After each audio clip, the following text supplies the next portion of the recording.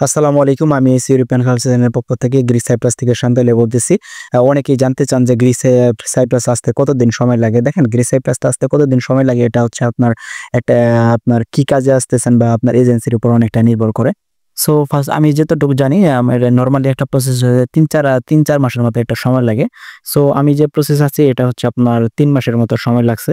আমি হচ্ছে ইন্টারভিউ দিয়ে আসছিলাম। সো ইন্টারভিউ আমাদের টোটাল লাগছে হচ্ছে ৩ মাস ২০ দিনের মতো।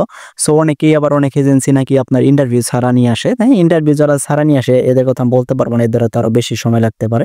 সো আমাদের একটা এলাকার ছোট ভাই আসছিল। তার নাকি ৯ মাস লাগছিল। সে ইন্টারভিউ ছাড়া আসছিল। এই আরকি।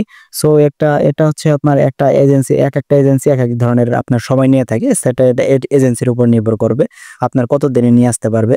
তবে আগস্টে যারা ফাইল জমা দিয়েছেন এবং কি হচ্ছে আপনার এই সেপ্টেম্বরে জমা করেছেন বা করবেন, তাদের তো একটু সময় লাগতে পারে। কারণ হচ্ছে বর্তমানে সাইপ্রাসের সব সেক্টরগুলা ভিসা সেক্টরগুলা খোলা নেই।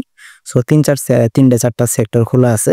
সেগুলাতে একটু তাড়াতাড়ি হতে পারে। আর আদারওয়াইজ যতগুলা আছে আপনার ভিসা একটু সময় লাগবে। যে বা যারা আগস্টে বা হচ্ছে সেপ্টেম্বরে ফাইল জমা করেছেন বা করবেন, তাদের মনে হয় না আপনার জানুয়ারি, ফেব্রুয়ারির আগে তাদের ফাইল মনে করেন যে মানে সম্পূর্ণ হবে বা আসতে পারবেন। এর আগে আসতে পারবেন না। কারণ হচ্ছে আপনার এই জায়গায় হচ্ছে আপনার তেমন হোটেল সেক্টরে সবচেয়ে নিয়োগ কর্মীর সবচেয়ে বড় সেক্টর হচ্ছে হোটেল সেক্টরগুলা। উইন্টার সিজনে আপনার এই হোটেল সেক্টরগুলা বন্ধ থাকে। সো আপনার যদি হোটেল সেক্টর আসতে চান তাহলে অবশ্যই আপনাকে জানুয়ারি, ফেব্রুয়ারি পর্যন্ত অপেক্ষা করতে হবে।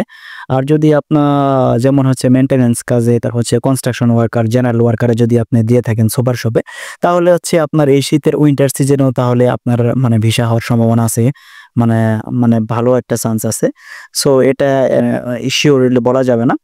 তো আপনারা মানে কোন ক্যাটেগরি ভিসা আসতেছেন সেটার উপর অনেক নির্ভর করে আরকি।